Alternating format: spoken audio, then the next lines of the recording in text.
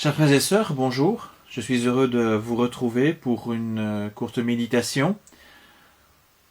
Pour ce jour, je voudrais prendre quelques minutes pour réfléchir sur la moitié d'un verset que l'on trouve dans une épître de Jean. Plus précisément, donc dans 1 Jean 4, verset 4b. L'esprit qui agit en vous est plus puissant que l'esprit qui domine le monde. Dans la suite, je développerai quelques avantages d'avoir cet esprit plus puissant, cet esprit de Dieu qui agit en nous. Vous entendrez à travers cette liste, même si elle n'est pas complète, un précieux encouragement pour les temps difficiles que nous traversons.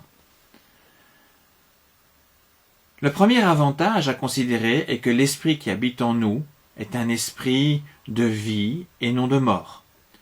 Le monde dans lequel nous vivons est appelé un jour à disparaître avec tout ce qu'il contient. Si nous placions notre espoir dans les choses de ce monde, nous serions immanquablement amenés vers des déceptions.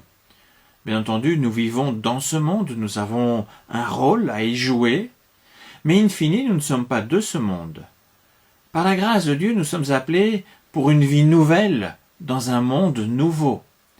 Et cette vie nouvelle est justement inaugurée dans notre existence quotidienne par l'esprit de vie qui agit en nous.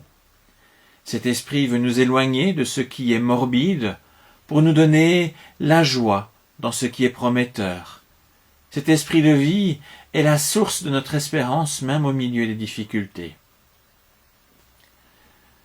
Un deuxième élément qui me paraît capital à rappeler aujourd'hui, l'esprit qui nous habite est un esprit de vérité. En ce moment, il est assez frappant de voir toutes les craintes et les peurs suscitées par l'ignorance ou par des mensonges. Et beaucoup sont terriblement abattus, paralysés par ces peurs. Être chrétien ne veut pas dire que nous allons recevoir la connaissance sur tout. Être chrétien ne veut pas dire non plus qu'il faut négliger ce qui nous est donné comme conseil sanitaire par les experts et les autorités. La Bible nous appelle plutôt même à respecter cela. Toutefois, nous avons cet esprit de vérité qui nous permet de comprendre que Dieu reste Seigneur, Maître en toutes circonstances, et qui nous permet aussi une plus grande sagesse, un plus grand discernement dans les épreuves. L'esprit de vérité nous permet de ne pas être prisonniers des craintes irrationnelles, mais d'être libres et dans la paix de Dieu. L'esprit est également celui qui met la lumière sur nos faux raisonnements, nos mauvaises certitudes, nos motivations trompeuses, de sorte à les confronter à la vérité divine. Tant de fois nous nous convainquons par des raisonnements fallacieux afin de justifier nos actes, nos envies, nos pensées dictées par l'esprit pécheur du monde. Nous avons tant de besoin de la lumière de l'esprit pour être transformés à la gloire de Dieu. Troisièmement, nous avons en nous un esprit d'adoption. Malgré beaucoup de discours qui se disent humanistes, force est de constater que l'esprit du monde conduit souvent à l'isolement, à la solitude, au chacun pour soi, à l'égoïsme.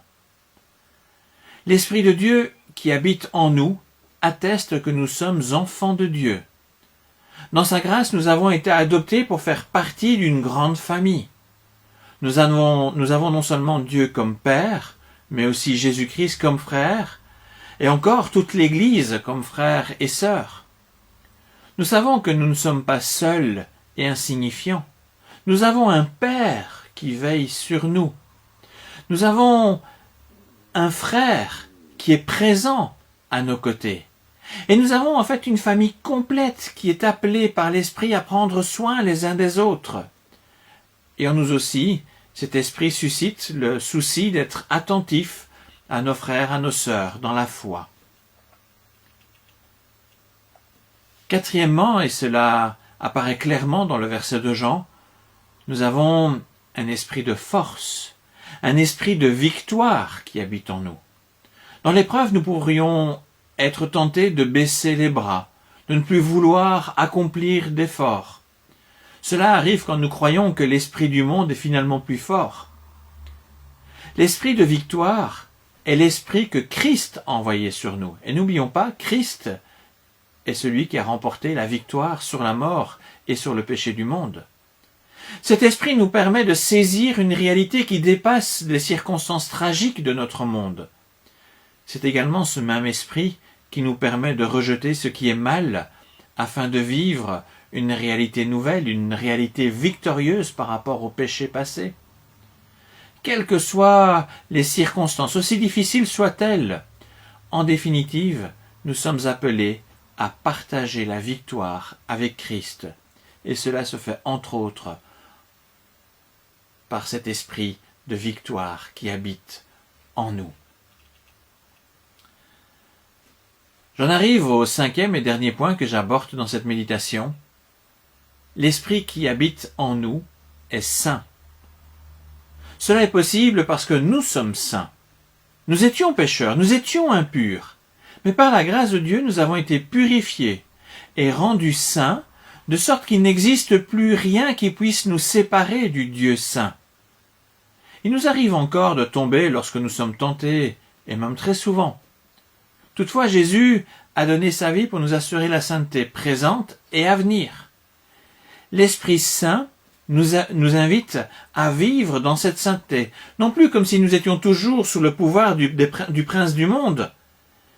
Plus rien ne peut désormais nous séparer de l'amour du Père, et nous sommes donc appelés à vivre désormais comme des enfants de Dieu, des enfants saints de Dieu, qui est lui-même saint. Voilà donc présenté ici au moins 5 points qui font une énorme différence dans notre vie grâce à la présence de l'Esprit de Dieu qui habite en nous. 5 aspects où on voit clairement que l'Esprit de Dieu est plus puissant que l'esprit qui domine le monde. Ces 5 points sont une réalité permanente dans notre vie, quoi qu'il se passe autour de nous et quelle que soit l'épreuve. Et à ces 5 points, nous pourrions encore en ajouter un dernier dont parle Jean dans son évangile. L'Esprit qui habite en nous est également un esprit de consolation, de sorte que nos peines momentanées puissent aussi être consolées. Merci pour votre écoute. Puissiez-vous être encouragés par l'Esprit Saint qui habite en vous. À bientôt!